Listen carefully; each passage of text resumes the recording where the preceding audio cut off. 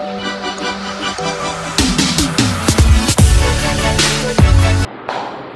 Students, कैसे हैं आप सब लोग। मैं चंद्र प्रकाश और आप देख रहे हैं लेक्चर नंबर 20। पिछले लेक्चरों में हम लोगों ने देखा कि किस तरीके से आर, एल और सी ये तीन गुंडे हैं, और ये तीन गुंडे जो है आपका जिसमें से रेजिस्टेंस है वो ये तीनों गुंडे पहली चीज़ तो करंट को रोकते हैं। मतलब ये तीनों जो प्रॉपर्टीज़ हैं किसी तत्व की वो करंट को बहने से रोकती हैं किसी भी तत्व में, मतलब किसी भी धातु में, मतलब किसी भी चालक में। अब अगर बात करें रेजिस्टेंस की, तो रेजिस्टेंस जो रोकता है वो अपना ओम में रोकता है, एल जो रोकता है वो प्रेरक प्रतिघात के हिसाब से रोकता है, एक्सएल के हिसाब से रोकता है, इंडक्टिव रिएक्टेंस के हिसाब से, और सी जो रोकता है वो एक्ससी के हिसाब से रोकता है, कैपेसिटिव रिएक्टेंस के हिसाब से, ठीक है, वो संधारित्र प्रतिघात के हिसाब से, और इनकी यूनिट ओम्स में होती है।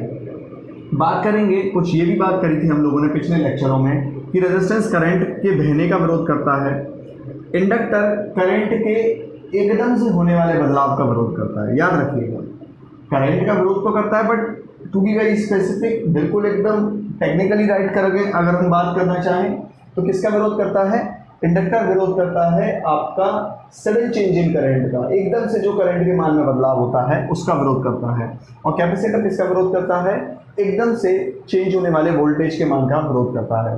Thank you. आप लोगों को लेक्चर्स पसंद आते हैं, आप लोग कमेंट करते हैं। मैंने आपसे हमेशा कहा कि आप या तो पसंद करिए या ना पसंद करिए, बीच में मत छोड़िए। मतलब या तो हाँ बोलिए या ना बोलिए, फ्रेंड जोन मत करिए, ठीक है।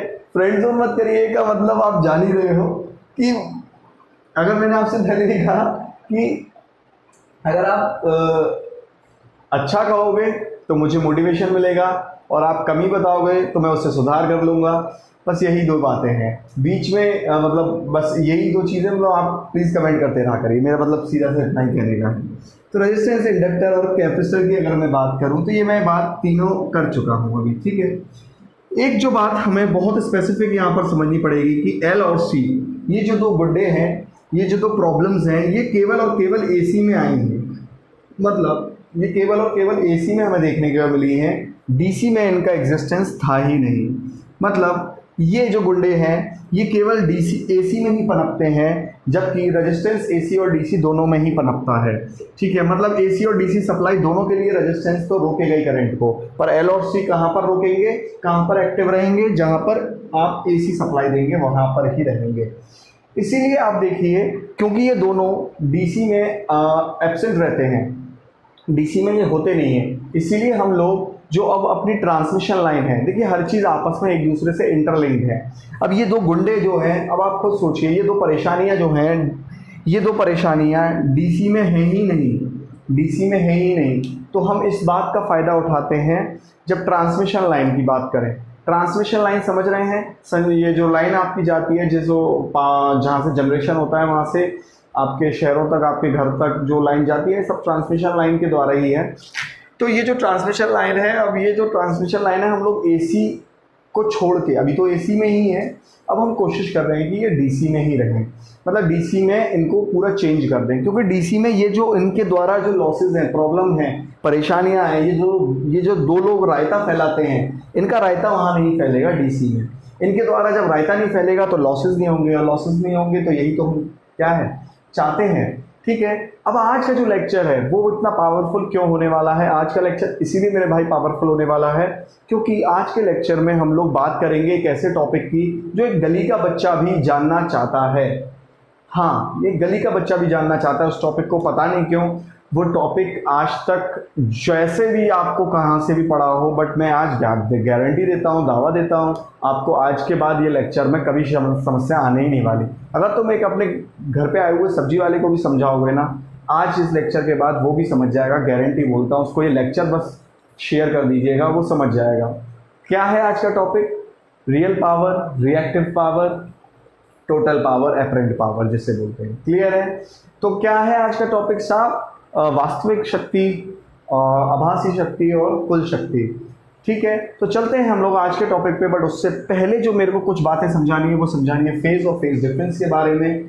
ठीक है, तो मैं इसे मिटा देता हूँ और शुरू करते हैं हम आज का टॉपिक।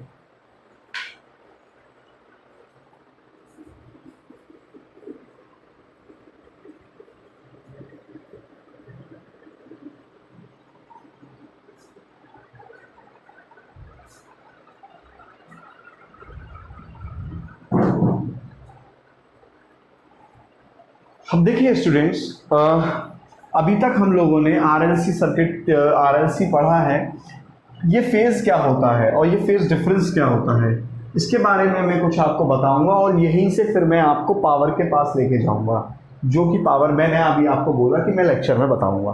फेज़ की बात करें, देखिए फेज़ दो तरीके के होते हैं, एक इन फेज़ एक आउट फेज़। मेरी बात समझना क्या कहना चाह रहा हूँ। मान लीजिए कोई वोल्टेज है, ये कोई वोल्टेज है, ठीक है, और मान लीजिए ये कोई करंट है, ये कोई करंट है, ये करंट की वेव है। मैं एक काम करता हूँ, मैं इस वोल्टेज की वेव अलग बना देता हूँ।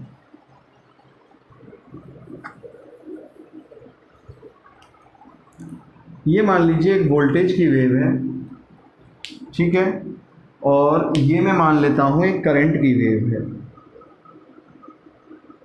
अब जब ये वोल्टेज और ये करंट की वेव है, जब इन दोनों वेवों को मैंने मान लीजिए एक ही ग्राफ पे बना दिया है, मैंने क्या किया है, एक ही ग्राफ पे बना दिया है मैंने इन दोनों वेव को। ऐसे समझ लीजिए कि दो लोग हैं, अब मतलब एक अपने घर के पास दौड़ता था और एक दूसरा अपने घर के पास दौड़ता है। मैंने दोनों को एक ही ट्रैक पर दौड़ा दिया है, ठीक है। जब मैं दोनों को एक ही ट्रैक पर दौड़ाऊंगा तो एक बात बहुत तय होने वाली है कि जब हम आपस में एक दूसरे से कंपेयर करते हैं, जाहिर सी बात है जब वो दोनों एक ट्रैक पर दौड़ेंगे तो वो कंपेयर होगा। क्या होगा, या तो एक दूसरे से पिछड़ रहा होगा, या तो मान लीजिए ए और बी है, या राम और श्याम, जो भी आप नाम मान लेते हैं, मान लीजिए, या तो क्या कहते हैं, चंगू मंगू मान लीजिए, चलिए ठीक है। मान लीजिए एक चंगू अपने घर पे दौड़ता था, मंगू अपने घर पे दौड़ता था, और दोनों को हम लोगों ने एक ट्रैक पे लेके आ गए हैं, ठीक है। तो क्या होगा, तीन केस ही बनेंगे, या तो चंगू मंगू से आगे होगा, या मंगू चंगू से आगे होगा, या फिर दोनों चंगू मंगू एक ही साथ चल रहे होंगे। मतलब बड़ा ही सिंपल है कि आगे चल रहे हैं या साथ चल रहे हैं, इस बात का तो तभी डिसाइड होता है जब दो लोग होते हैं। अब जो प्रेम प्रसंग में होंगे वो इस बात को भली भांति जानते होंगे कि दो लोग जब साथ होते हैं तो क्या साथ होते हैं कि कोई आगे निकल जाता है, कोई पीछे रह जाता है। ये बातें तभी आती हैं जब दो लोग साथ होते हैं, और जो लोग सिंगल होते हैं उनको किसी चीज़ की टेंशन नहीं है, वो अपना मस्त सिंगल ही रहते हैं। ऐसे ही जब ये वोल्टेज सिंगल था, ये करंट सिंगल था, तो कोई आगे पीछे और साथ की बात ही नहीं आती थी। जब हमने इसको उठा के एक ही ग्राफ पे बना दिया और जब हमने कंपैरिजन किया, तब ये बात आती है कि क्या पता करो मेरे भाई, पता करो कि ये दोनों एक साथ हैं, क्या ये दोनों एक दूसरे से अलग हैं या आगे पीछे हैं, और अगर आगे पीछे हैं तो कौन आगे पीछे है। यहीं से फेज़ का जन्म होता है। जब हम फेज़ की बात करते हैं तो एक बात तय मान के चलिए कि 2 और मोर क्वांटिटीज़ की हम लोग बात करते हैं, मतलब 2 या 2 से अधिक क्वांटिटीज़ की बात करते हैं। 2 या 2 से अधिक क्वांटिटीज़ मतलब चाहे वो वोल्टेज हो या वोल्टेज हो, या वोल्टेज करंट हो या करंट हो, मतलब वो दोनों वोल्टेज भी हो सकती हैं, वो दोनों करंट भी हो सकती हैं, ठीक है, वो दोनों करंट वोल्टेज भी हो सकती हैं। तो वो दोनों अलग अलग कोई भी क्वांटिटियाँ हो सकती हैं। जब वो दोनों एक साथ होंगी तभी हम उनमें तय करेंगे कि वो इन फेज़ हैं कि आउट ऑफ फेज़ है, मतलब क्या वो आगे पीछे हो गए हैं या इन फेज़ हैं या आउट ऑफ फेज़ है। अब मैं आपको एक बात मैं बोलना चाहता हूँ कि जब ये इन फेज़ की बात आती है, इसका मतलब ये है कि वो दोनों क्वांटिटीज़ बोथ क्वांटिटीज़ एक साथ हैं। एक साथ हैं का क्या मतलब होता है, बात समझिए। बोथ क्वांटिटीज़ एक साथ हैं, बोथ क्वांटिटीज़ क्या है, एक साथ है और अलग अलग रहने का क्या मतलब है। देखिए जब दोनों क्वांटिटी एक साथ है, ये एग्जांपल मैं यहाँ पर दे रहा हूँ इन फेज़ का, ठीक है, समझिए इस बात को, ये इन फेज़ का एग्जांपल मैं दे रहा हूँ। देखिए जब एक ही समय पे, टेक्निकली बात करेंगे, जब एक ही समय पे, अब जैसे यहाँ पे 0 समय है, या मान लीजिए कोई एक T1 समय है, या मान लीजिए T2 समय है, या T3 मान लीजिए, T4 मान लीजिए, एक ही समय पे जब वोल्टेज और करंट एक ही मान के हो, कैसे हो, एक ही मान के हो, मतलब दोनों अपने अपने 0 पर हैं। देखिए यहाँ पर वोल्टेज भी 0 पे है, करंट भी 0 पे है, और कब है ऐसा, समय 0 पे, ठीक है। अब अगर मैं T1 टाइम पर देखूँ, टाइम T1 पर देखूँ, मान लीजिए कोई टाइम है T1, और देखिए यहाँ पर देखिए दोनों अपने अपने उच्चतम पर हैं। मैंने क्या कहा, अपने अपने, देखिए मतलब वोल्टेज अपने मैक्सिमम पे है, करंट अपने मैक्सिमम पर है, मतलब दोनों अपने मैक्सिमम पर है एक समय पे। वोल्टेज भी अपने Vmax पे है, मान लीजिए यहाँ Vmax होगा कोई, और करंट भी अपने Imax पे है, करंट भी होगा अपने आई मैक्स पे। अब देखिए टी टाइम को देखिए T2 ले लीजिए, ठीक है, टाइम को मान लीजिए आपने T2 ले लिया। अब दोनों क्या हैं, V भी 0 है, I भी 0 है, मतलब जिएंगे तो संग मरेंगे तो संग, ऐसे हालात होने चाहिए, तभी तो बात क्या कहते हैं कि हम साथ साथ हैं। हम साथ साथ हैं का क्या मतलब हुआ कि हम जिएंगे भी एक साथ और मरेंगे भी एक साथ और उठेंगे भी एक साथ, गिरेंगे भी एक साथ।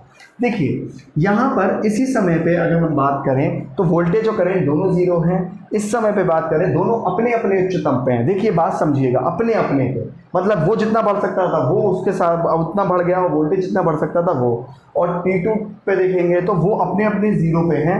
T3 पे देखेंगे तो देखिए करंट अपने अपने न्यूनतम पे है माइनस, और वोल्टेज अपने अपने न्यूनतम पे है माइनस वी मैक्स। ऐसे T4 पे दोनों फिर से 0 हो गए। मतलब टेक्निकली बात करें तो जब कोई भी दो क्वांटिटियां एक साथ एक ही समय पर अपने अपने मान में सेम हो, मतलब एक ही साथ 0 हो रही हो, एक ही साथ उच्चतम हो रही हो, एक ही साथ न्यूनतम हो रही हो, ऐसे क्वांटिटीज को कहते हैं इन फेज। अब जब ये दोनों इन फेज हैं, बात समझना, जब चंगू मंगू दोनों एक साथ चल रहे हैं तो क्या उनमें क्या डिफरेंस है, कुछ भी डिफरेंस आएगा कोण का या एंगल का, कोई भी डिफरेंस आएगा, नहीं आएगा, 0 डिफरेंस। मतलब कहने का यहाँ पर जो फेज डिफरेंस बनेगा, फेज डिफरेंस क्या होता है, angle between voltage and current, या किसी भी दो क्वांटिटी के बीच में, याद रखिएगा, angle between any two quantities. मैं वोल्टेज और करंट ना लिख के इसको एनी टू क्वांटिटीज लिखूं तो एनी टू क्वांटिटीज का मतलब क्या हुआ कि चाहे वो वोल्टेज हो, चाहे वो करंट हो, चाहे वो वोल्टेज करंट कुछ भी हो, इनका कोई भी पेयर हो, कोई भी जोड़ा ले लीजिए, चाहे वो वोल्टेज हो, चाहे वो करंट हो, चाहे वो वोल्टेज करंट हो, कोई भी दो जोड़ों के बीच में जो डिफरेंस होगा, जो अंतर होगा, अब यहाँ अंतर क्या है, कुछ नहीं है, दोनों एक ही साथ शुरू हो रहे हैं, एक ही साथ खत्म हो रहे हैं, एक ही साथ उच्चतम जा रहे हैं, या फेज डिफरेंस क्या है, 0। इसका मतलब एक बात समझ में आ जाती है यहाँ से हमको कि दो क्वांटिटी के बीच का एंगल क्या होता है, फेज डिफरेंस। जब दो क्वांटिटियां आगे पीछे होती हैं उसको हम बोलते हैं आउट ऑफ फेज। अब हमने क्या कहा, जब ट्रैक पे चंगू बंगू दौड़ रहे हैं और आगे पीछे हो चुके हैं तो हम क्या कहेंगे कि या तो कोई उनमें से एक लीड कर रहा है या उनमें से कोई एक पीछे है, लैग कर रहा है। तो जाहिर सी बात है या तो चंगू आगे होगा मंगू से या मंगू पीछे होगा चंगू से। बहुत ही सिंपल सी बात है। मतलब लीड और लैग का कंसेप्ट कब आएगा, देखिए आगे पीछे का कंसेप्ट कब आता है, जब कोई आगे हो तो तभी तो कोई पीछे होता है, और जब कोई पीछे होता है तभी तो कोई ये मतलब आगे रहा होगा। तो आउट ऑफ फेज में जाहिर सी बात है फेज डिफरेंस 0 के बराबर नहीं होता। फेज डिफरेंस क्या नहीं होता, 0 के बराबर नहीं होता। आप लोगों के दिमाग में एक बात यहाँ से आ रही होगी कि इन दो क्वांटिटियों को कंपेयर क्यों कर रहे हैं हम, क्यों इसको एक ही ग्राफ पे लेके आए। आप इस बात को थोड़ा सा ध्यान से समझने का कोशिश करिए। ये दोनों एक ही ग्राफ पे क्यों आई, इसका जवाब मैं आपको कल दूंगा। और कल मैं क्यों दूंगा, क्योंकि कल जब मैं एक जो टॉपिक कराऊंगा वहां से हमको पता चलेगा कि यार वोल्टेज और करंट एक ही ग्राफ पे क्यों बनाने ज़रूरी हैं, वैसे हिंट चाहो तो मैं दे सकता हूँ। कल मैं आप लोगों को कराऊंगा रेजिस्टेंस का AC पर व्यवहार क्या होता है, इंडक्टर का AC पर व्यवहार क्या होता है, कैपेसिटर का AC पर व्यवहार क्या होता है। तो जाहिर सी बात है जब ये AC का वोल्टेज होगा तो यहाँ पर एक AC का करंट भी पैदा होगा, ये AC का वोल्टेज होगा तो यहाँ पर एक AC का करंट भी पैदा होगा। तो जब हम इन दोनों को वोल्टेज और करंट को स्टडी करने बैठेंगे कल, जब हम वोल्टेज और करंट को स्टडी करने बैठेंगे या अगले लेक्चर में स्टडी करने बैठेंगे, तो हम लोग इनको एक ही ग्राफ पे बनाएंगे और देखेंगे कि कौन सा वाला गुंडा कैसे कैसे तरीके के व्यवहार निभाता है। मतलब कौन सी वाली गर्लफ्रेंड का नेचर ऐसा है कि जो साथ चलती है, कौन सी वाली गर्लफ्रेंड का नेचर ऐसा है जो आपको आगे छोड़ देती है या खुद पीछे रह जाती, करके इस तरीके से। तो देखेंगे कल, इस बात को देखेंगे कि किस तरीके से ये जो वोल्टेज और करंट में संबंध जब हम बनाएंगे तो वो कैसा कैसा संबंध बनता है, कौन आगे पीछे होता है। ठीक है, हाँ, तो अब हम कहाँ थे, बात करते हैं आउट ऑफ फेज की। अब देखिए आउट ऑफ फेज की बात कर लेते हैं। यही वो वाली बात है, ये वोल्टेज है, ये करंट है। अब मान लीजिए मैंने करंट बदल दिया, मैंने इस तरीके से करंट ले लिया है, ठीक है, ये मैंने करंट ले लिया, ठीक है। अब देखिए वोल्टेज ये है और करंट ये है, ठीक है। जाहिर सी बात है करंट मैंने मान लिया चलो 30 डिग्री से शुरू हो रहा है, वोल्टेज 0 डिग्री से। अब आप बड़े ध्यान से यहाँ पर समझिए कि मैंने ये बनाया वोल्टेज, ठीक है, और मैंने ये बनाया करंट। मैंने दोनों को एक ही ग्राफ पे बना दिया, एक ही ग्राफ पे बना दिया भाई, ठीक है। सॉरी ये थोड़ा आगे जाएगा, ठीक है। मैंने दोनों को एक ही ग्राफ बना दिया। जाहिर सी बात है ये समय का रहेगा, अगर मैंने इसे डिग्री में लिया है तो थीटा रहेगा, जाहिर सी बात है 30 डिग्री लिया है, ये 0 डिग्री। अब यहाँ पर क्या हुआ देखिए मेरे इसको और अच्छे से बना दीजिए।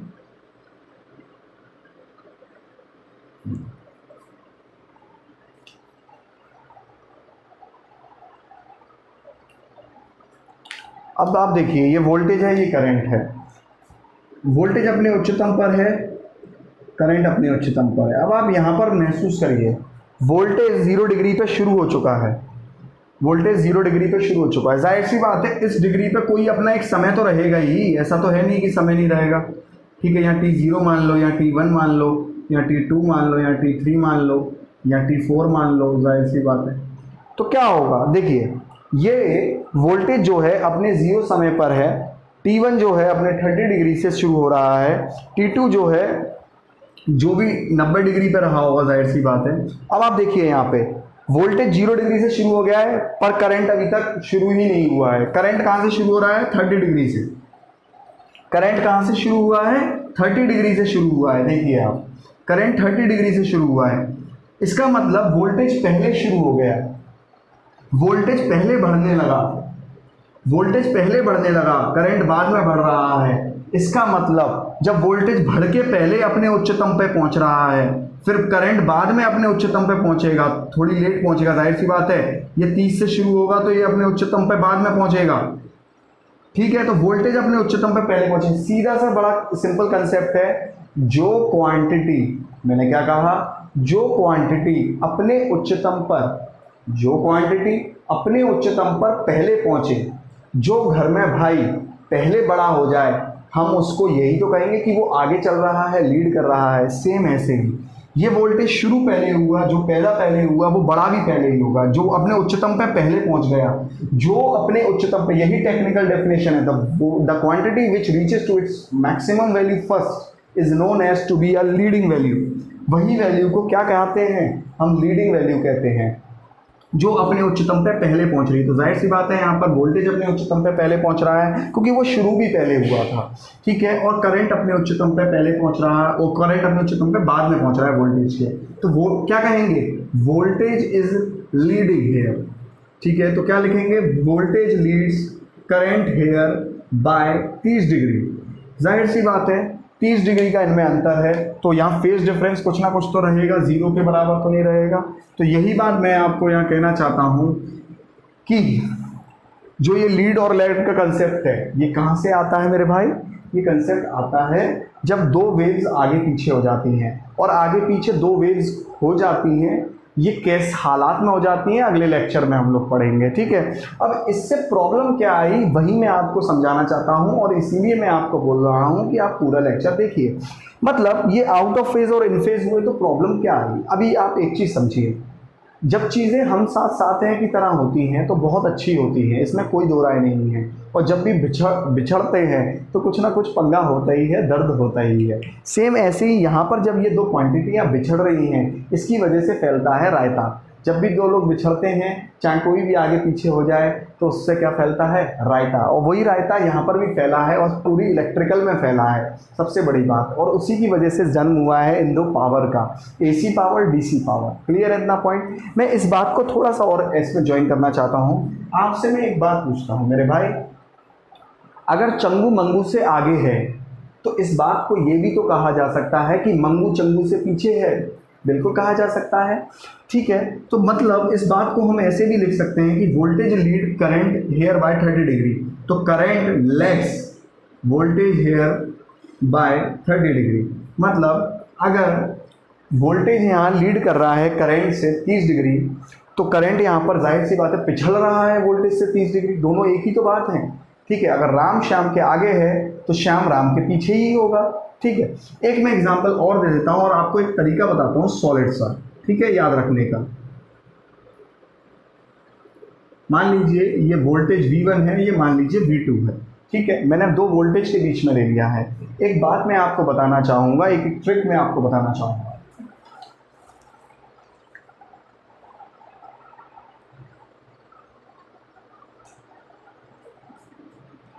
मैं वो बात क्या बताना चाहूंगा, याद रखिएगा, जब भी दो वेव्स आपके सामने हो, जो उल्टे हाथ से पहले मिल जाए, मतलब जो उल्टे हाथ से पहले मिल जाए, ठीक है, मान लीजिए ये मैंने नाम दे दिया I1 और ये नाम दे दिया I2। आपका लेफ्ट हैंड समझिए, ये लेफ्ट हैंड, ये है ना लेफ्ट हैंड भाई, आप देख रहे हो तो लेफ्ट हैंड है ना। लेफ्ट हैंड से जो आपको पहले मिले वो नेता। और नेता जब भी देखो, नेता कौन होते हैं, जो आगे चलते हैं। नेता वही तो होते हैं जो आगे चलते हैं। तो जो पहले मिले आपको उल्टे हाथ से वो नेता, और वही क्या कहलाएगा, लीड करता हुआ। तो यहाँ क्या लिखेंगे, I1 लीड I2 बाय जो भी 5 डिग्री यहाँ पर आएगा, बाय 5 डिग्री।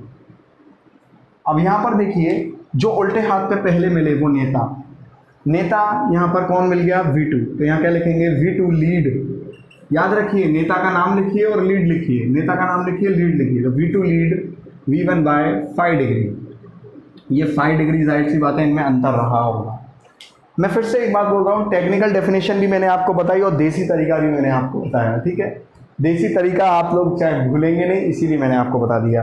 तो टेक्निकल तरीका क्या था, जो अपने उच्चतम पे पहले पहुंचे। अब देखिए यहाँ पर अगर हम टेक्निकली देखें तो बड़ा ही सिंपल हिसाब है, ये I1 है, ये I2 है। देखिए I1 अपने उच्चतम पे पहले पहुंच रहा है और I2 बाद में पहुंच रहा है, तो I1 लीड I2 बाय 5। अब इस बात को कैसे भी लिख सकते हैं, I2 लैग्स I1 बाय 5। अब जाहिर सी बात है, अगर मैं तुमसे 2 किलोमीटर दूर हूँ तो तुम भी तो मुझसे 2 किलोमीटर दूर हो, तो ये याद रखिएगा, एंगल तो 5 डिग्री रहेगा ही रहेगा। तो दो क्वांटिटी के बीच में जो भी डिफरेंस होता है, अंतराल होता है फेज का, कि कितने फेज बाद वो आगे पीछे जाएंगे, उसी को क्या कहते हैं हम, 5 डिग्री।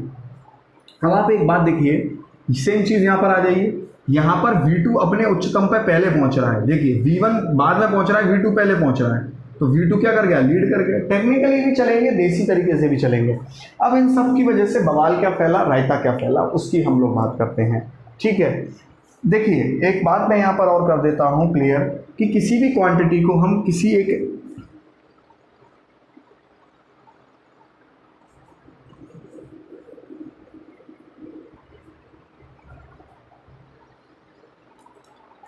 अब देखिए एक बात, कि किसी भी क्वांटिटी को हम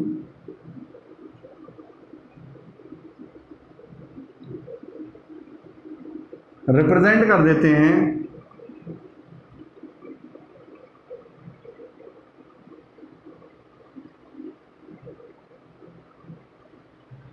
एक ही ग्राफ पे, और वो कर भी देते हैं हम लोग। क्यों कर देते हैं, उसका पीछे एक ही ग्राफ पे क्यों करते हैं, मैंने बताया आपको कल, और डिटेल में ज़रूर मैं आपको बताऊंगा। अब देखिए इस फेज डिफरेंस से प्रॉब्लम्स क्या हैं। BC में पावर होती थी, देखिए फेज डिफरेंस की वजह से सबसे पहले आपको इस बात को समझना पड़ेगा कि कल हम लोगों ने R, L और C पढ़े थे।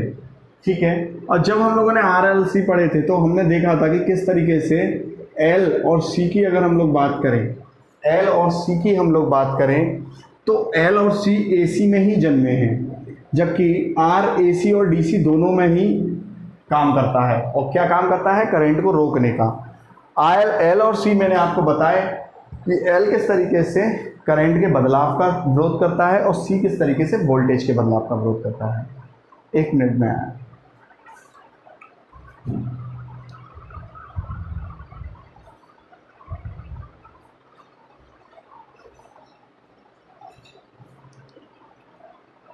हाँ, तो देखिए L और C की अगर मैं बात करूं, L और C की अगर मैं बात करूं, तो L बदलते हुए करंट का विरोध करता है और कैपेसिटर बदलते हुए वोल्टेज का विरोध करता है।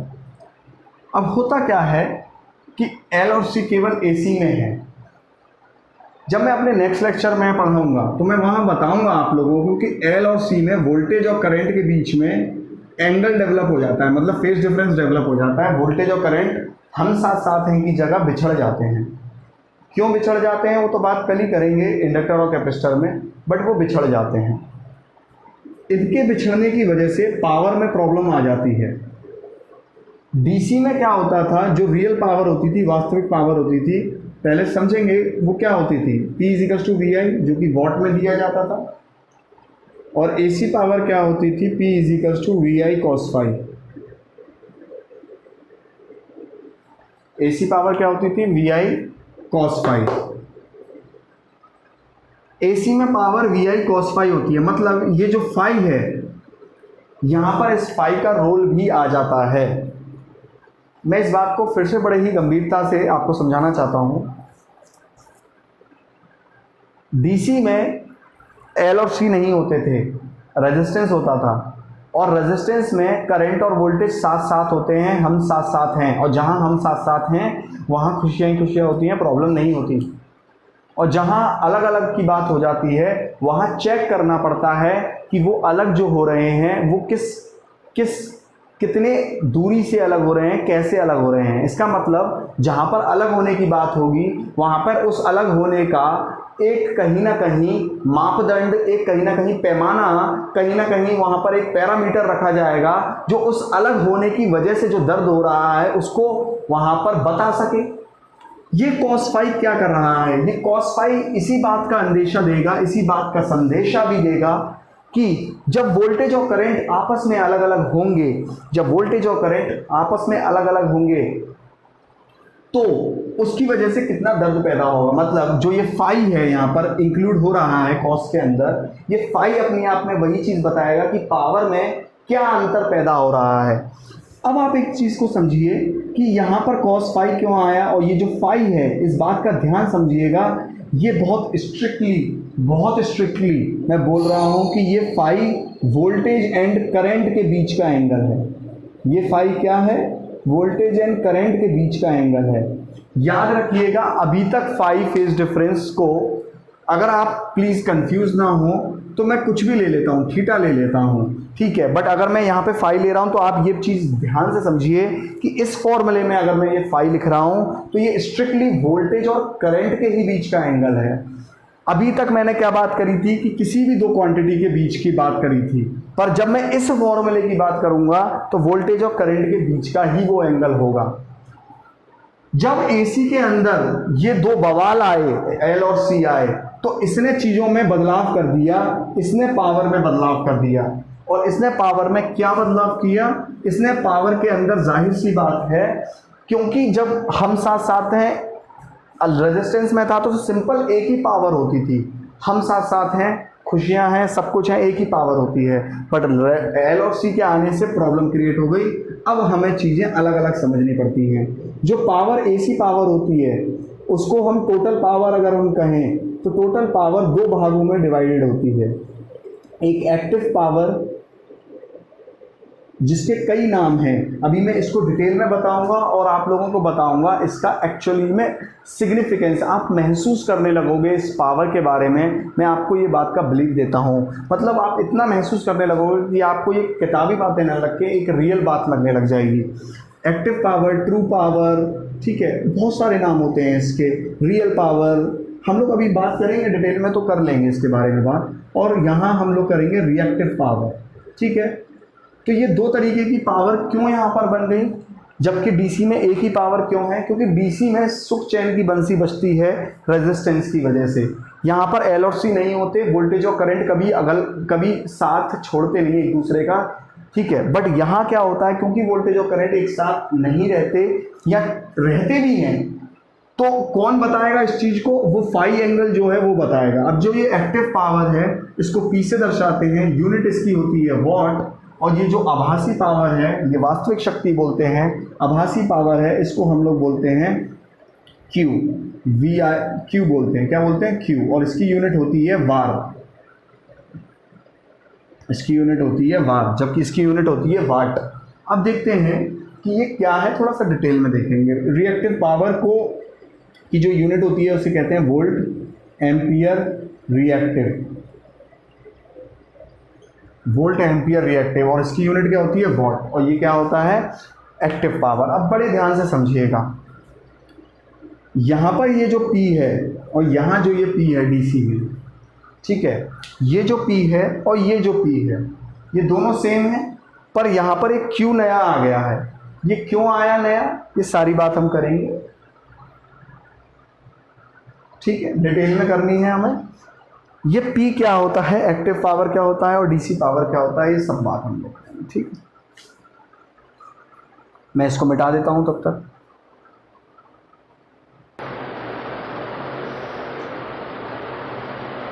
हाँ तो स्टूडेंट्स, अब देखिए मैं जो अभी बताया था मैं उस चीज़ को पूरा इकट्ठा एक साथ लिख दिया हूँ। जो देखिए हमारी AC पावर है वो कुल पावर जो कहलाई जाती है वो कहलाई जाती है कॉम्प्लेक्स पावर या टोटल पावर, या फिर हम बोलते हैं इसे आभासी पावर या आभासी शक्ति। जो AC पावर होती है वो एपरेंट पावर S से प्रदर्शित की जाती है और जिसका फॉर्मूला होता है VI कॉन्जुगेट। याद रखिए ये जो कॉन्जुगेट है ये जब हम रेक्टेंगुलर या पोलर में लिखते हैं, अब ये क्या होता है ये बात हम लोग करेंगे, थोड़ा बहुत तो करेंगे। तो VI कॉन्जुगेट इसका जो एक्चुअल फार्मूला होता है वो होता है, या फिर हम VI भी ही लिख देते हैं, बट जो एक्चुअल होता है वो VI कॉन्जुगेट ही होता है, ठीक है। अगर हम लोग इसको करंट को सामान्य लेके चलें, मतलब रियल और इमेजिनरी में ना लेके चलें, अगर कंसेप्चुअली बात करें तो VI भी हम लोग लिखते हैं, मतलब ये फॉर्मूला भी वैलिड हो जाता है। बट मैंने क्या कहा, ज़्यादा एक्यूरेट VI कॉन्जुगेट ही होता है। तो जो कुल शक्ति है उसे हम कहते हैं कॉम्प्लेक्स पावर या टोटल पावर या फिर आभासी शक्ति।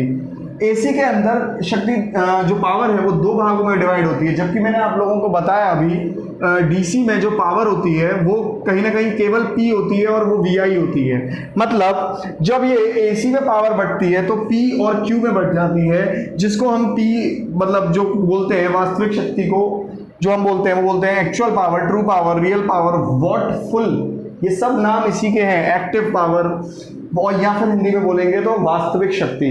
अब आप एक बात देखिए, ये जो वास्तविक शक्ति है इसकी यूनिट वॉट होती है। DC में भी इस P की यूनिट वॉट ही होती थी, बट ये cos फाई नहीं लगता था। और मैंने अभी आपको बताया ये cos फाई क्यों लगने लगा। ये cos फाई वो मापदंड है जिससे कहीं ना कहीं फाई जो क्या था इसके अंदर, मैं आपको इस बात को बहुत स्ट्रिक्टली बोल देता हूँ, ये फाई क्या है, ये फाई है angle between voltage and current. याद रखिए वोल्टेज और करंट के बीच का जो एंगल है वो है ये फाई। और जब ये एंगल कुछ नहीं होगा, मतलब आपने देखा था कि जब ये एंगल 0 होता था, कब, जब हम सिंपल DC यूज करते थे तब ये एंगल कुछ नहीं होता था, मतलब वोल्टेज और करंट एक साथ चलते थे। जब वोल्टेज और करंट एक साथ होंगे, मैंने आपको डायग्राम में भी बताया था, जब वोल्टेज और करंट एक साथ होंगे तो एंगल 0 होगा, एंगल 0 होगा तो cos फाई क्या होगा, 1 होगा, और जब cos फाई 1 होगा तो पावर क्या हो जाएगी, P = VI। मतलब कोई प्रॉब्लम ही नहीं है। प्रॉब्लम कब आएगी, जब ये कोण बनने लगेगा। जब ये कोण मान लो 30 डिग्री हो गया तो cos फाई भी क्या होने लग जाएगा, cos 30 क्या होता है, cos 30 क्या होता है, आप लोगों को ये सारी वैल्यूज याद होनी चाहिए कि cos 30 क्या होता है, cos 60 क्या होता है, ठीक है। तो cos 30 क्या होता है, cos 30 होता है 0.866, अगर हम बात करें तो √3/2 करके इस तरीके से होता है। तो अब ये देखिए जो टोटल पावर है वो कहीं ना कहीं कम होने लग रही है। कितनी गुना हो गई, अगर हम बात करें तो 0.866 टाइम्स। अब देखिए जैसे जैसे ये कोण बढ़ता जाएगा, अब ये कोण मान लीजिए किसी का दो वोल्टेज और करंट के बीच में ये कोण बढ़ता चला गया, मान लीजिए 60 हो गया, तो cos फाई की वैल्यू क्या आ गई, 1/2, 0.5 आ गई। तो अब देखिए टोटल शक्ति क्या हो गई, अब टोटल शक्ति फिर से अलग हो गई, 0.5 × VI, मतलब टोटल शक्ति आधी हो गई।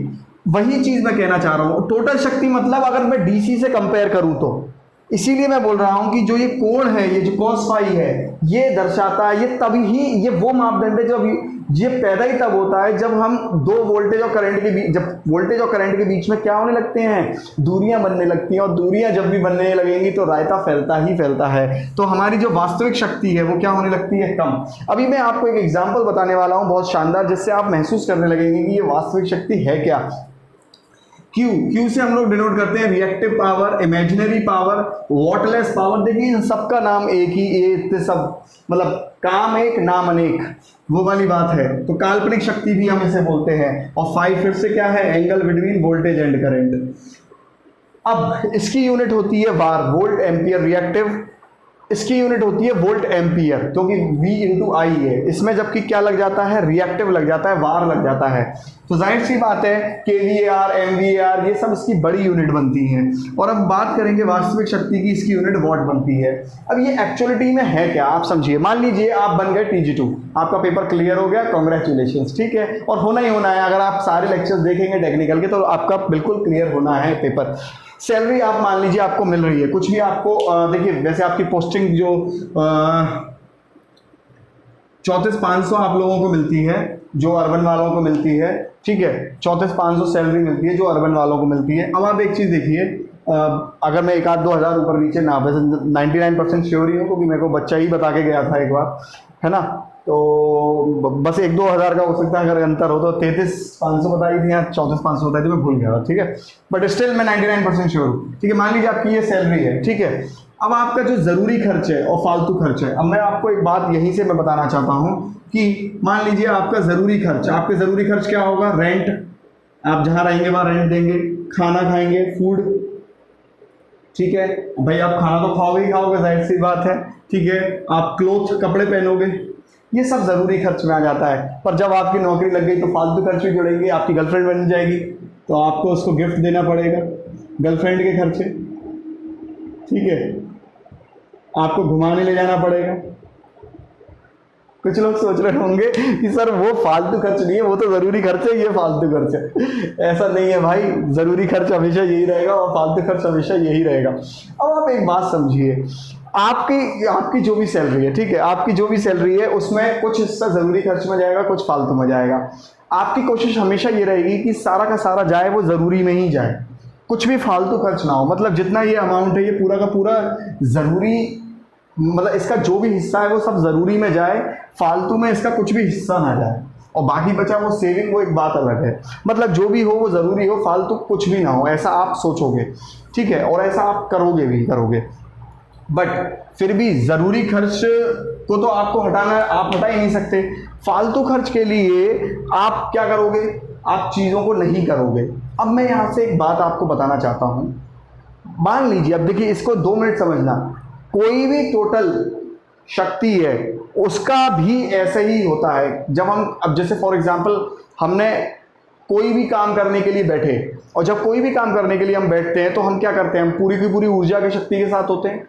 बट क्या होता है कि हम चाहते हैं कि हम उस, जैसे आप सुबह सो के उठे, मान लीजिए आपने सोचा आज मैं तो पूरे दिन पढ़ाई करनी है, तो मतलब आपने ऊर्जा को क्या किया, टोटल ऊर्जा को आपने कहा कि मैं ज़रूरी खर्च करूँगा, उस ऊर्जा का क्या करूँगा, पढ़ाई, फालतू कुछ भी नहीं करूँगा। बट फालतू खर्च कुछ ना कुछ तो होगा, कुछ ना कुछ तो होगा, ये तो बात तय है, ठीक है। फिर भी आप कोशिश करोगे कि फालतू खर्च कम से कम हो। अब यहाँ से मैं क्या समझाना चाहता हूँ वो समझिए। मान लीजिए आप घर पे हैं, आपके घर पे माता जी ने आपसे बोला कि 1 किलो भाई आलू ले आओ करके साहब, ठीक है, पोटैटो ले आओ, आलू ले आओ करके। चलिए साहब, या आप मैंगो ले आओ, चलो मैंगो कर लेते हैं, आजकल मैंगो चल रहा है, ठीक है। 1 किलो मैंगो ले आओ मान लीजिए। अब आप मैंगो लेने गए, 100 रुपये किलो आपका मैंगो आ रहा है, 100 रुपये किलो मैंगो आ रहा है, ठीक है। अब आपने क्या किया, 100 रुपये केजी मैंगो आ रहा है। देखो आपको ये कहानी सुननी पड़ेगी, तभी आपको ये चीज़ बहुत अच्छे से फील होगी। आपने 1 किलो मैंगो लेके आए, 1 किलो मैंगो 100 रुपये किलो आया। अब आपने कहा कि जहाँ से आप लेके आएंगे वहाँ 5 रुपये का ऑटो लगता है, तो 5 रुपये जाने में, 5 रुपये आने में लगेंगे। इसका मतलब आप 90 रुपये के ही आप मैंगो लेके आ पाएंगे, और 10 रुपये आप किस में खर्च कर देंगे, कन्वेंस में, मतलब आप ऑटो में खर्च कर देंगे 10 रुपये। क्लियर है अपनी बात। अब जब आप 10 रुपये ऑटो में खर्च कर देंगे तो होगा क्या, आपका जो ज़रूरी काम है, देखिए आपको काम क्या दिया गया है, 1 किलो मैंगो लाना। आप 1 किलो मैंगो 100 रुपये के आते हैं, बट आपने क्या किया, 90 रुपये के मैंगो लेके आए। आपसे पूछा गया ऐसा क्यों किया, तो आपने कहा कि भाई जाना आना तो पड़ेगा ही। तो उसमें क्या हुआ, अगर आप जाना आना पड़ेगा, इसका मतलब आप कहीं ना कहीं आप अपने आप को जस्टिफाई करोगे, आप कहोगे कि नहीं भाई मैं गया था तो मेरे को आना जाना तो करना ही पड़ेगा। अब आना जाना करना पड़ेगा तो क्या है, ऑटो से जाएंगे तो 10 रुपये लगेंगे ही लगेंगे। तो इसका मतलब आपका जरूरी काम कम हो गया। मैं यहाँ क्या बताना चाह रहा हूँ कि अगर आपका इसी सैलरी में फालतू खर्च बढ़ने लगा तो आपके जरूरी खर्च फिर कम होने लगेंगे। फिर आप क्या करोगे, हो सकता है कि क्या कहते हैं, आप रेंट वाले को कहो यार थोड़ी सी दिक्कत हो रही है, आज इस महीने रेंट नहीं हो पाएगा, क्यों, क्योंकि गिफ्ट ज्यादा दे दिया आपने।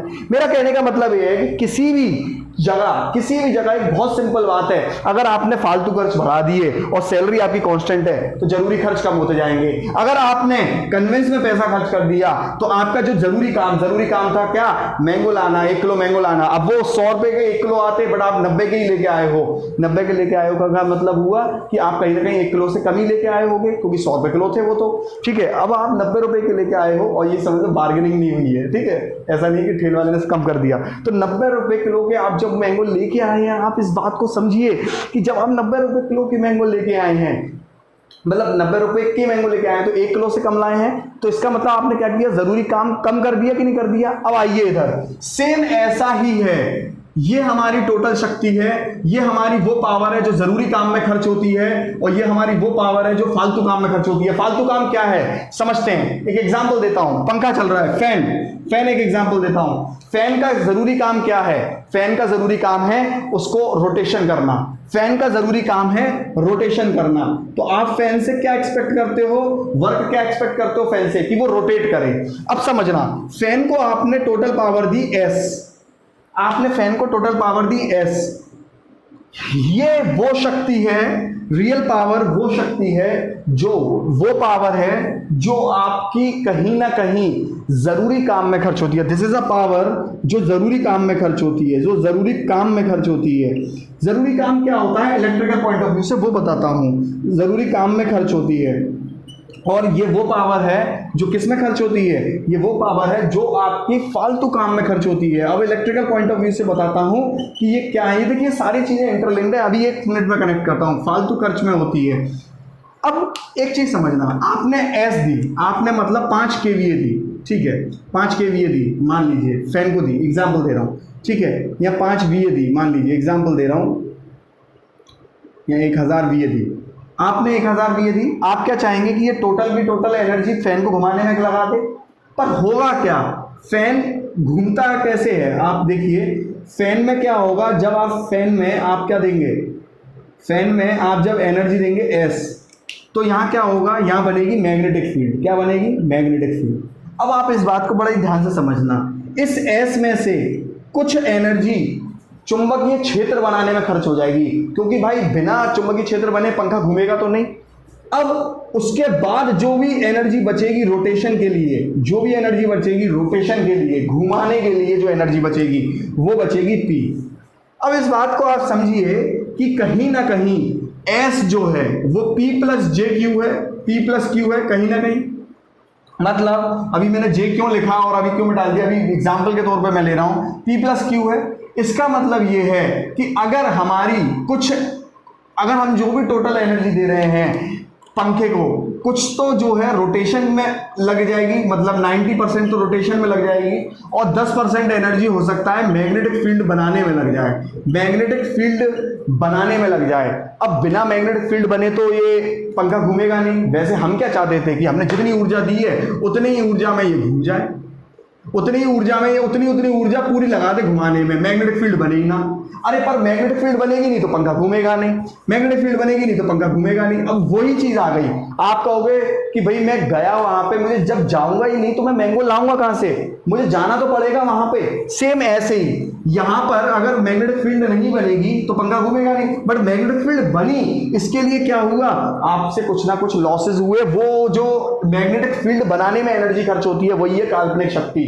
हमारी नजर में, बात समझना, मेरी नजर में या आपसे जिसने मैंगो मंगाए उसकी नजर में जरूरी काम क्या था कि 1 किलो मैंगो लाओगे आप, वो जरूरी काम था। बट आप लाए केवल 90 रुपए का मैंगो, तो कहीं ना कहीं आप 1 किलो से कम मैंगो लेके आए, 900 ग्राम ही मैंगो लेके आए आप कहीं ना कहीं। और जब आप 900 ग्राम मैंगो लेके आए तो उससे पूछो, वो तो यही कहेगा बंदा कि भाई ये मेरा काम कम करके लेके आया है। पर आपसे पूछोगे तो आप कहोगे अरे भाई मैं जाता नहीं तो लाता कहां से 90 रुपए के भी मैंगो, मैं जाऊंगा तभी तो लेके आऊंगा। इसका मतलब ये है कि आपकी नजर में ये काम हो सकता है जरूरी हो, इलेक्ट्रिकल के लिए ये काम हो सकता है मैग्नेटिक फील्ड बनना जरूरी हो, पर सामने वाला जो एनर्जी दे रहा है, जो पैसे दे रहा है, उसके लिए तो आपने क्या कहा, उसके लिए तो ये काम कहीं ना कहीं क्या हो जाएगा, जो सामने वाला ऊर्जा दे रहा है, जो सामने वाला पैसे दे रहा है, उसके लिए तो ये काम आपने कह दिया कि जरूरी काम कम ही होना है।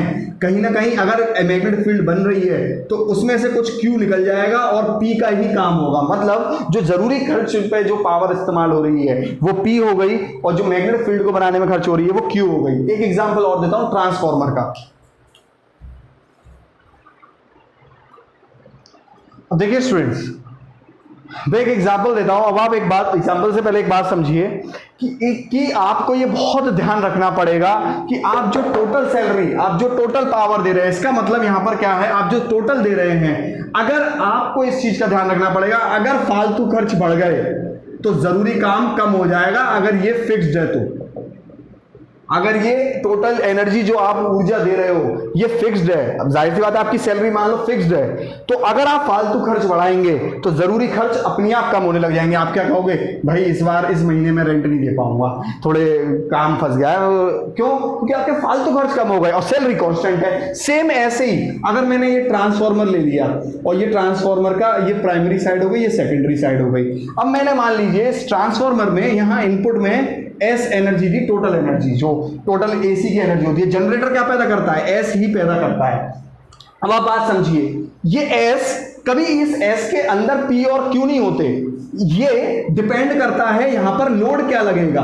मेरी बात समझना, इसी बात में तो रहस्य है, इस बात में ही तो जादू है, और इस बात को ही मैं बता रहा हूं। इसीलिए तो मैं कहता हूं कि पूरा लेक्चर देखो, और जो बंदा पूरा लेक्चर देखेगा उसी को ये चीज समझ में आएगी। ये सैलरी थोड़ी कहती है, देखो इस बात को समझो, ये सैलरी नहीं कहती कि भाई मैं पूरा का पूरा फालतू खर्च होंगी ना, ये सैलरी नहीं कहती ये कि मैं पूरी की पूरी जरूरी खर्च में खर्च होंगी ना। ये तो तुम्हारा लोड है कि तुमने लोड क्या पाल रखा है। अगर तुमने लोड ये पाल रखा है, तुम्हारी 20 गर्लफ्रेंड बन रही हैं, तो भाई क्या होगा कि सारी की सारी सैलरी फालतू में जाएगी। बट अगर तुमने लोड पाल रखे हैं, अच्छे शौक पाल रखे हैं, तो सारी की सारी सैलरी जरूरी काम में खर्च होगी, फालतू में नहीं होगी। सेम ऐसे ही जब जनरेटर पैदा करता है कोई भी ऊर्जा, इलेक्ट्रिसिटी पैदा करता है जनरेटर, तो वो पैदा एस करता है, वो अपनी मंशा से तो एस पैदा करता है। अब वो पी में कन्वर्ट होगी कि क्यू में कन्वर्ट होगी, वो डिपेंड करता है कि वो जो लोड है वो क्या लगा है, ऐसे कौन से खर्चे तुमने पाल रखे हैं, उसी के आधार पर डिपेंड करता है कि वो पी पैदा होगी कि क्यू कन्वर्ट होगी। आपकी सैलरी जरूरी काम में खर्च होगी, ये डिपेंड करेगा तुमने लोड क्या पाल रखे हैं जीवन में, या फालतू खर्च क्या पाल रखे हैं जीवन में, उस पर तय करेगी। आपकी सैलरी पूरी फालतू हो जाएगी अगर लोड फालतू है, अगर आपकी सैलरी पूरी जरूरी नहीं हो जाएगी अगर आपके केवल लोड जरूरी है। अब देखिए यहां पे मान लीजिए आपने एस एनर्जी दी, अब देखिए आपने यहाँ तारों में घुमाव बनाया, यहाँ इंडक्टिव इफेक्ट आ गया। इंडक्टिव इफेक्ट और कैपेसिटिव इफेक्ट ही जिम्मेदार होते हैं। ये इंडक्टिव इफेक्ट क्या करता है, मैग्नेटिक फील्ड बनाता है, और कैपेसिटिव इफेक्ट क्या करता है, इलेक्ट्रिक फील्ड बनाता है। मैंने आपको कैपेसिटर में बताया है, विद्युत रेखाएं पैदा करता है कैपेसिटर के अंदर विद्युत रेखाएं पैदा होती है, और इंडक्टर के अंदर मैग्नेटिक रेखाएं पैदा होती है, मैग्नेटिक फील्ड पैदा होती है। और इन दोनों को जो बनाने में ऊर्जा खर्च होती है वो है रिएक्टिव पावर। हमारी पता है मंशा क्या होती है, हमारा पता है क्या उद्देश्य होता है। हमारा मन ये करता है कि हमारा जो है ऊर्जा भी इधर से उधर ट्रांसफर हो जाए और उसके पैसे भी ना लगे, मतलब उसकी ऊर्जा भी ना लगे। अब आप खुद देखिए, ये ट्रांसफार्मर है, एस है, यहां पर हमने तार को घुमाया, कहीं ना कहीं तार को घुमाया, एल इफेक्ट आ गया, इससे क्या बना, मैग्नेटिक फील्ड बनी। ये मैग्नेटिक फील्ड इधर गई तो क्या हुआ, यहां पर एक एस ऊर्जा ट्रांसफर हो गई। अब देखो ध्यान से समझना, ये इलेक्ट्रिकल एनर्जी है, ये कन्वर्ट हुई मैग्नेटिक फील्ड में, फिर ये मैग्नेटिक फील्ड कन्वर्ट हुई एस में, और ये एस जाके फिर से क्या हो गई, लोड पर डिपेंड कर गई। अब मेरी बात समझना, यहां तक एस पहुंची, यहां एस दी हमने, यहां एस दी, अब यहां मैग्नेटिक फील्ड बनी। एक बात तय है कि यहां पर कुछ ना कुछ Q1 एनर्जी खर्च हो गई होगी, कुछ ना कुछ आभासी शक्ति, वो काल्पनिक शक्ति खर्च हुई होगी, क्योंकि यहां पर मैग्नेटिक फील्ड बनी। उस शक्ति को कम करके फिर से यहां पर S पहुंच गई, टोटल S पहुंच गई। अब देखना, जो ये S होगी जाहिर सी बात है S1 होगी, इससे कम होगी, ये चीज कम होगी इसके कंपैरिजन में, ये तो तय बात है। अब जब यहाँ S पहुंची, अब यहां तक तो S पहुंच गई, अब उसके बाद तय होगा कि ये लोड क्या है। सुनिएगा बात ध्यान से, अगर ये लोड प्योर रेजिस्टिव है, हीटर को ले लीजिए, हीटर से हम लोग क्या अपेक्षा रखते हैं कि वो उसको जब हम ऊर्जा दें तो वो गर्मी पैदा करे, दैट्स इट, ठीक है। और जब वो गर्मी पैदा करेगा तो वहां पर जाहिर सी बात है क्या, जो मैग्नेटिक फील्ड है, जो आपकी चुंबकीय रेखाएं हैं वो नहीं बनेंगी, वो नहीं बनेंगी, जो चुंबकीय रेखाएं हैं वो नहीं बनेंगी। भाई हीटर में अगर आप करंट बहाएंगे तो हीटर क्या कर देगा? हीटर का काम क्या है? जरूरी हीटर का काम वहां पर चुंबकीय शक्ति पैदा करना नहीं है, चुंबकीय रेखाएं पैदा करना नहीं है, हीट ऊर्जा पैदा करना है, ठीक है। और जितना ज्यादा हीट पैदा कर रहा है इसका मतलब चुंबकीय शक्ति बननी नहीं है बिल्कुल भी। ऐसे ही आप समझिए, अगर यहाँ पर आपका रेजिस्टेंस है, रेजिस्टेंस में क्या होता है? आई स्क्वायर आर लॉस होता है, मतलब हीट लॉस होता है। अब जब S है, S का यहाँ पर कोई मैग्नेटिक फील्ड बनेगी रेजिस्टेंस में? रेजिस्टेंस में कभी कोई मैग्नेटिक फील्ड बनती है? नहीं बनती। जब मैग्नेटिक फील्ड ही नहीं बनेगी तो क्या कोई Q बनेगा? नहीं बनेगा। मतलब क्या कोई Q की जरूरत पड़ेगी? नहीं पड़ेगी Q की जरूरत। इसका मतलब ये है कि अगर यहाँ पर लोड रेजिस्टेंस है तो ये सारी की सारी P किस में कन्वर्ट हो जाएगी? एक्चुअल पावर में, ट्रू पावर में, वास्तविक शक्ति में। वास्तविक शक्ति क्यों कहा गया है रेजिस्टेंस द्वारा? हम हमेशा क्यों कहते हैं, इस बात को समझना, हम हमेशा क्यों कहते हैं कि रेजिस्टेंस वास्तविक शक्ति ही लेता है? रेजिस्टेंस वास्तविक शक्ति लेता है इसीलिए कहा गया है क्योंकि रेजिस्टेंस कभी मैग्नेटिक फील्ड पैदा नहीं करता, और जब भी जो मैग्नेटिक फील्ड पैदा नहीं करेगा वो Q नहीं लेगा, और वो उसे क्या माना जाएगा कि इसका मतलब वो P ही ले रहा है। तो P ले रहा है तो क्या माना जाएगा कि वो वास्तविक शक्ति ले रहा है। अब आप इधर आइए, देखिए L ये हो गया। अब आप यहाँ पर एक और बात समझिए, अगर मान लीजिए यहाँ पर लोड इंडक्टर होता, इंडक्टर का काम क्या है? इंडक्टर का काम ये है कि क्या कहते हैं, वो तो पूरी मैग्नेटिक फील्ड बनाएगा। तो जब, अब देखिए इसका मतलब आपने जो टोटल पावर यहाँ से यहाँ तक आई, जो भी आई, S1 आई, यहाँ तो S थी, S में से कुछ Q बन गया क्योंकि मैग्नेटिक फील्ड में चेंज हो गई है।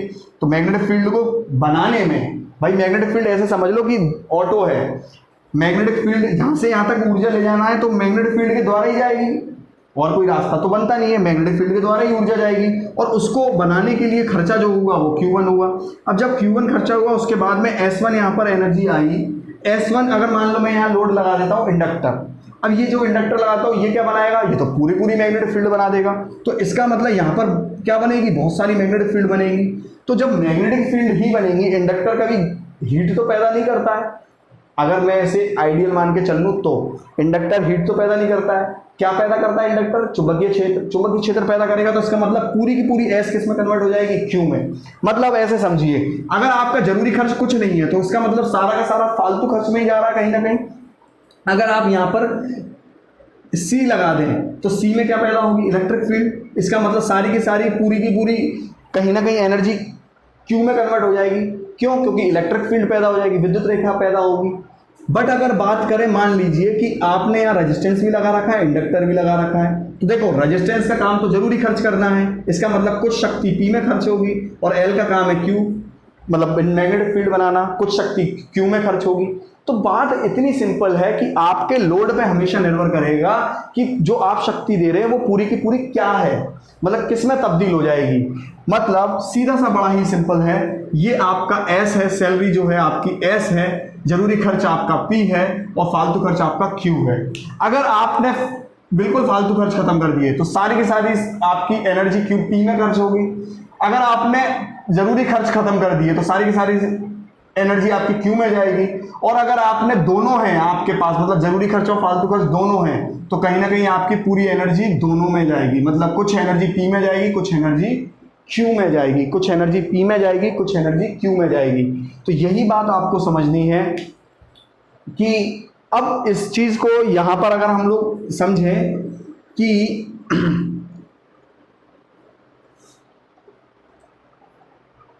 अगर टोटल आपको P में ही कन्वर्ट करना है, जरूरी खर्च में ही कन्वर्ट करना है, इसका मतलब क्या हुआ? इसका मतलब ये हुआ कि अगर जरूरी में करना है तो आपको सारे काम जरूरी ही तो रखने पड़ेंगे अपने। इसका मतलब अगर लोड प्योर रजिस्टिव है तो सारी की सारी S P में खर्च होगी। अगर आपका कुछ भी L और C आ गया तो एनर्जी आपकी Q में खर्च होगी। और आपका अगर रेजिस्टेंस है ही नहीं है और L और C है तो सारी की सारी ऊर्जा आपकी Q में खर्च होगी। मैं बस आपको यही बताना चाहता था कि क्या कहते हैं, DC में क्या होता है, DC में L और C तो होते नहीं है, तो सारी की सारी R में ही खर्च होती है। अब एल और सी आ गए, मतलब फालतू खर्चा हो रहा है। अब आप खुद सोचो, आप अभी तैयारी कर रहे हो, आपके फालतू खर्च कुछ भी नहीं है, तो सारे के सारे जो घर वाले पैसे देते हैं, आप सैलरी लेते हो, वो आप कोशिश करते हो कि जरूरी खर्च नहीं करो। बाद में क्या हो जाएगा, एल और सी आ जाएंगे। बस बात यही है, बड़ी सिंपल है। चलिए, इसी आधार पे एक पावर फैक्टर, एक मापदंड हम लोग एक बात करते हैं जिसको हम बोलते हैं कॉस फाई। ये कॉस फाई मापदंड क्या बताता है? कॉस फाई मापदंड कुछ इसी बारे में बताता है, महसूस करेंगे इस चीज को।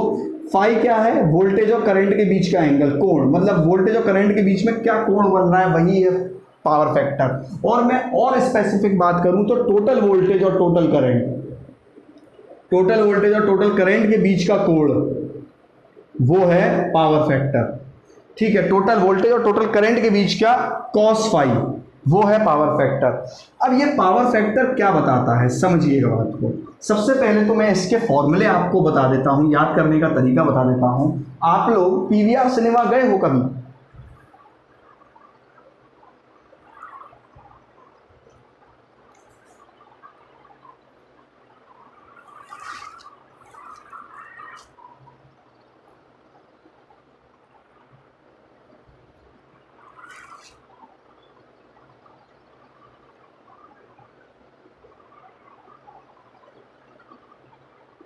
आप लोग पीवीआर सिनेमा गए हो कभी? पीवीआर सिनेमा, पीवीआर सिनेमा गए हो आप लोग कभी? नहीं गए? दिल्ली नोएडा वगैरह में तो है पीवीआर सिनेमा। अब देखिए, चलिए मैं आपसे एक सवाल पूछता हूँ। अगर मान लीजिए आप 100 रुपये सैलरी है और आपने 90 रुपये जरूरी काम में खर्च किए, 10 रुपये फालतू काम में खर्च किया। अभी जैसे मैंने बात करी, या सैलरी कह लो, या मैंने कहा आपसे 100 रुपये के मैंगो लेके आइए, तो 90 रुपये के आप मैंगो ले आए, 10 रुपये आपने खर्च कर दिए कन्वेंस में। मैंने आपसे पूछा, एक काम करो, तुम कितना जरूरी काम करके लेके आए हो, परसेंटेज बताओ। तो जरूरी काम का परसेंटेज क्या हुआ आपका? जरूरी काम का परसेंटेज देखिए, जरूरी काम का परसेंटेज क्या होगा? 90 अपॉन टोटल रुपया इंटू 100। मतलब आप क्या लोगे, ये क्या हो गया, जो आपका जरूरी काम में खर्चा हुआ है, वो जरूरी काम में खर्चा हुआ है वो हुआ 90 रुपये, और ये क्या हुआ, टोटल रुपया, और इंटू 100, तो कितना आया आपका? 90%। सेम ऐसे ही मेरे भाई, सेम ऐसे ही देखो, S हो गया 100, P हो गया 90 और 10 हो गया Q। पावर फैक्टर भी हमारा वही मापदंड है जो कितना जरूरी खर्च हुआ है वो बताता है। इस बात को मैं एग्जांपल से समझाता हूं, समझिए। आप लोग पीवीआर सिनेमा गए हैं, नोएडा दिल्ली वगैरह में पीवीआर सिनेमा है, पीवीआर सिनेमास, नाम सुना होगा पीवीआर सिनेमास।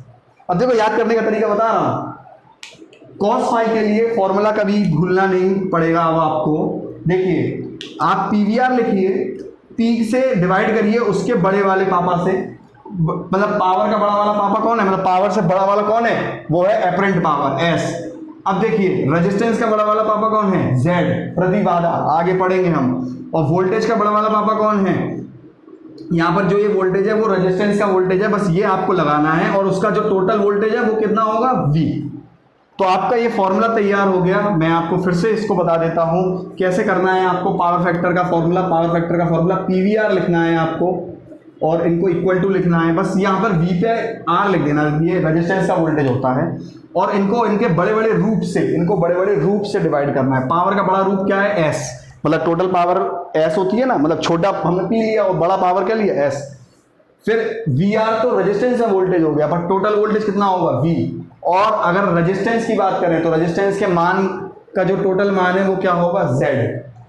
तो रेजिस्टेंस का बड़ा रूप क्या है, प्रतिबाधा। तो इनके बड़े बड़े रूप से डिवाइड करना है, ये फॉर्मूला बनके तैयार हो गया। अब आप इसको बात को समझिए, क्या ये पावर फैक्टर क्या बताता है। एग्जांपल दे रहा हूं, मान लीजिए आपसे कहा गया पावर फैक्टर 0.9 है। वैसे तो आप इस चीज को देख सकते हो बड़े ध्यान से। देखिए, मैंने क्या कहा, अगर आपको किसी में, जैसे आपने 100 रुपए दिए, 90 रुपए जरूरी काम में खर्च किए, तो जरूरी काम का परसेंटेज क्या आया, 90/100, इसका मतलब 90% आया। अब ऐसे ही आप बड़े ध्यान से इस चीज को यहां पे समझिए कि पावर फैक्टर भी क्या है। देखिए, जरूरी काम मतलब P और इंटू टोटल इंटू S। इसका मतलब जितनी शक्ति दी जा रही है उसमें से कितना परसेंट जरूरी काम हुआ है, यही पावर फैक्टर है, यही पावर फैक्टर है। इसका मतलब अगर आपका पावर फैक्टर 0.9 है तो इसका महत्व जानना है क्या है कि 90% एनर्जी 90% एनर्जी जो टोटल आप दे रहे हैं उसमें 90% एनर्जी किस में कन्वर्ट हो गई है? जरूरी काम में खर्च हो गई है, जरूरी काम में हो गई है, पी में खर्च हो गई है, और बाकी 10% एनर्जी किस में खर्च हो रही है? क्यू में। अब मैं एक एग्जांपल देता हूं, इस बात को समझिएगा आप। आपके घर का पावर फैक्टर मान लीजिए 0.9 है। इसका मतलब क्या हुआ कि आपके घर में जो ऊर्जा आ रही है, एस जो कंपनी दे रही है, मतलब आपकी जो भी कंपनी, आपकी यूपीपीसीएल की बिजली होगी या आपके यहाँ किसी प्राइवेट कंपनी की बिजली होगी, जो भी होगी, आपके यहाँ जो ऊर्जा आ रही है, जब वो ऊर्जा आती है आपके घर में तो वो एस है। अब समझना, पावर फैक्टर 0.9 चल रहा है, इसका मतलब क्या है? इसका मतलब ये है कि 90% एस जो आ रही है वो कहीं ना कहीं 90% आपके जरूरी काम में खर्च हो रही है। जरूरी काम क्या? आपका पंखा चल रहा होगा। जरूरी काम क्या? आपका टीवी चल रहा होगा। जरूरी काम क्या? आपका एसी चल रहा होगा। जरूरी काम क्या? आपका हीटर चल रहा होगा। और जो बाकी की 10% है वो क्या बनाने में खर्च हो रही है? मैग्नेटिक फील्ड बनाने में खर्च हो रही है। देखो, घर में कोई ऐसा उपकरण होता नहीं है जो विद्युत रेखा पे काम करे, मैग्नेटिक फील्ड पे ही सारे उपकरण काम करते हैं। उसका भी अपना एक रीजन होता है, कभी बैठेंगे तो बताएंगे। मैग्नेट में बताऊंगा, चलो इसका रीजन, ठीक है। तो मैंने क्या कहा कि आपके घर में जो आ रही है वो एस है, आपके जरूरी काम में कन्वर्ट हो गई वो पी है। अब 0.9 पावर फैक्टर, इसका मतलब क्या हुआ कि 90% पावर आपकी जरूरी काम में खर्च हो रही है। और जरूरी काम क्या है? पंखे का घूमना, एसी, फ्रिज, टीवी चलना। और फालतू काम क्या है? इनको चलाने के लिए, कुछ मैग्नेटिक फील्ड बनाने के लिए भी तो ये ऊर्जा खर्च कर रहे होंगे। और वही ऊर्जा क्या होती है? वही ऊर्जा क्या होती है? क्यू होती है। आपके यहाँ का मान लीजिए किसी इंडस्ट्री में पावर फैक्टर 0.6 चल रहा है। इसका मतलब 60% ऊर्जा तो जरूरी काम में खर्च हो रही है और 40% ऊर्जा केवल मैग्नेटिक फील्ड बनाने में ही लग जा रही है। इसका मतलब उसकी इंडस्ट्री में बहुत सारी मशीनें होंगी, तभी तो मैग्नेटिक फील्ड ज़्यादा बन रही है। जो मोटरें होंगी वो बहुत हैवी होंगी, उसमें बहुत ज़्यादा टर्न होंगे, तभी तो मैग्नेटिक फील्ड बहुत ज़्यादा बन रही है। इसीलिए पावर फैक्टर की जो बात है उससे क्या समझना है मेरे भाई, आज इस बात का जवाब सब लोग लेके जाएंगे और मुझे कमेंट भी करिएगा कि आपको चीज़ कैसी समझ में आई। कि पावर फैक्टर अगर 0.75 है, इसका मतलब 75% ऊर्जा जरूरी काम में खर्च हो रही है और बाकी 25% क्या बनाने में खर्च हो रही है? मैग्नेटिक फील्ड बनाने में खर्च हो रही है, कैपेसिटर बनाने में खर्च हो रही है। इसका मतलब बड़ा ही सिंपल है कि कहीं ना कहीं हमारी जो ऊर्जा इन सबको बनाने में खर्च हो रही है, कैपेसिटर, विद्युत रेखा या मैग्नेटिक फील्ड, इसका मतलब ये है कि उस ऊर्जा को कहीं ना कहीं हम लोगों को अकाउंट में लेना पड़ेगा। क्योंकि देखो, वो ऊर्जा ज़रूरी थी, मैं ये बात मानता हूँ, बिना उसके कोई भी चीज़ फंक्शन नहीं कर सकती। पर एक यूज़र के नाते, अगर मैं यूज़र हूँ उसके नाते देखूँ तो मतलब अगर मान लीजिए मेरे यहाँ जो बिजली कंपनी दे रही है, तो बिजली कंपनी क्या कह रही है? बिजली कंपनी ये कह रही है कि अगर आप बहुत सारी मोटर यूज़ कर रहे हो, बहुत सारी मोटर यूज़ कर रहे हो अगर आप, तो कहीं ना कहीं आप बहुत ज़्यादा क्या करोगे? फ्लक्स बनाओगे, बहुत ज़्यादा चुंबकीय क्षेत्र बनाओगे, क्योंकि मोटर बहुत ज़्यादा है तो टर्न की संख्या बहुत ज़्यादा होगी, ये बात तय है।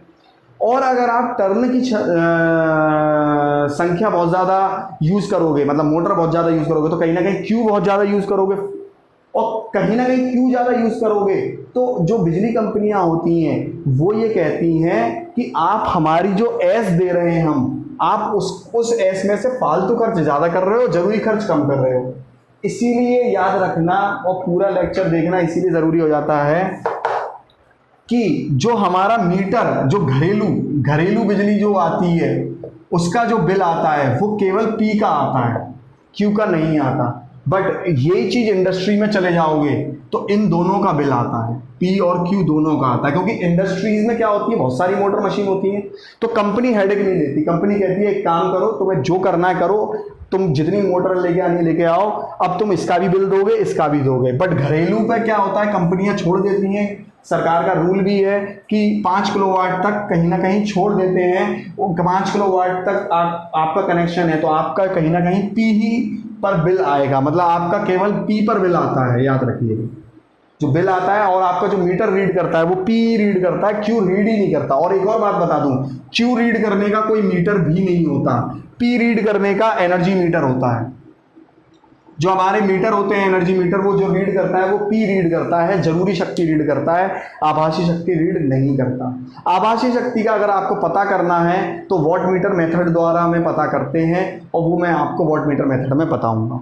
उम्मीद करता हूँ पावर फैक्टर और सारी आभासी शक्ति समझ में आई। एक छोटा सा कंक्लूजन फिर से देता हूँ, ये वो शक्ति है जो फ्लक्स या विद्युत रेखा बनाने में खर्च होती है। विद्युत रेखा फ्लक्स बनाना हमारे मशीन मोटर्स की ऑपरेशन के लिए ज़रूरी तो है, पर जो ऊर्जा देते हैं उनकी नज़र में ये फालतू खर्च ही माना जाएगा, क्योंकि हमारे कहीं ना कहीं उम्मीद ये होती है कि बिना कम से कम फ्लक्स बनाया और कम से कम विद्युत रेखा लिए ये क्यू मतलब मशीन अपना काम करने लग जाए, मतलब बहुत कम ऊर्जा लेके बहुत कम क्यू ऊर्जा लेके, मतलब बहुत कम शक्ति लेके जो मैग्नेटिक फील्ड या कुछ भी बनाए, हमारा क्या है कि वो शक्ति कम से कम लगे और हमारी मशीन काम करने लग जाए। तो हमारी नज़र में ये फालतू खर्च होता है। जैसे वो ऑटो का खर्च फालतू था, ऐसे ही हमारा जो क्यू है ये हम मान के चलते हैं कि जरूरी काम का खर्च है। तो हम हमेशा ये चाहते हैं कि जितनी हम टोटल पावर दे रहे हैं वो सब इसमें कन्वर्ट हो, और इन दोनों का जो गुणा सम होता है वो क्या होता है, एस अगर देखा जाए पोलर फॉर्म में लिखें, मतलब रेक्टेंगुलर फॉर्म में लिखें तो P प्लस जे क्यू लिखते हैं, और अगर देखें तो हम फॉर्मूले आगे ये सब देखेंगे, P square plus Q square, ये फॉर्मूला बन जाता है कहीं ना कहीं। और पावर फैक्टर क्या हो गया, ये वो गुणांक हो गया जो ये बताता है, मैं फिर से कह रहा हूँ, पावर फैक्टर वो गुणांक हो गया, it is that factor which is telling you that how much energy is getting converted into real power. ये वो गुणांक है जो ये बताता है कि कितनी परसेंट टोटल शक्ति में से कितना मतलब टोटल शक्ति में से कितना परसेंट जरूरी काम में खर्च हो गया। अगर पावर फैक्टर 90 है, 0.9 है, तो 90% टोटल काम में खर्च हो रहा है, 10% क्यू बनाने में हो रहा है, ये समझिए। अगर आप याद रखिए, आप अपने घर पर जैसे जैसे मशीन मोटर में बढ़ा दोगे ना, तो कहीं ना कहीं आपका क्यू बढ़ जाएगा। क्यों? क्योंकि उन्हें ज़्यादा फ्लक्स, भाई जितनी ज़्यादा मशीन उतने ज़्यादा फ्लक्स बनेगा, तो मतलब क्यू बढ़ जाएगा, और फिर आपका जरूरी खर्च क्या हो जाएगा, कम हो जाएगा। इसका मतलब आपका पावर फैक्टर गिरने लगेगा। याद रखिए, यही तरीका होता है पावर फैक्टर गिरने का, क्योंकि आप जाहिर सी बात है, अब आप देखो सैलरी फिक्स है, मतलब कंपनी आपको एस फिक्स दे रही है, ठीक है, कंपनी आपको पावर दे रही है, वो फिक्स दे रही है, एस फिक्स है, तुम फालतू खर्च बढ़ाए चले जा रहे हो, तो जरूरी खर्च कम होगा, मतलब जरूरी खर्च माने पावर, जो पावर फैक्टर है आपका गिरने लगेगा। ठीक है, चलिए, ये लेक्चर था मेरी तरफ से पावर फैक्टर और किसको लेके, आभासी शक्ति लेको। ये फॉर्मूला देखिए, P equals to V I cos phi, ये फॉर्मूला है वी आई साइन फाई। ये वी आई कॉन्जुगेट, वैसे वी आई कॉन्जुगेट फिक्स्ड होता है, बट अगर आपको ऑप्शन में वो ना मिले तो वी आई आपने लगाना है। ठीक है, तो ये फॉर्मूले आपने ध्यान रखने हैं। कल मिलेंगे हम लोग बहुत ही इंपॉर्टेंट लेक्चर के साथ कि कौन लीडिंग लैगिंग करता है कैपेसिटर, इंडक्टर और रजिस्टर में, ये सारी बातें देखेंगे। कैसा लगा लेक्चर जरूर कमेंट करिएगा। Thank you and have a nice day.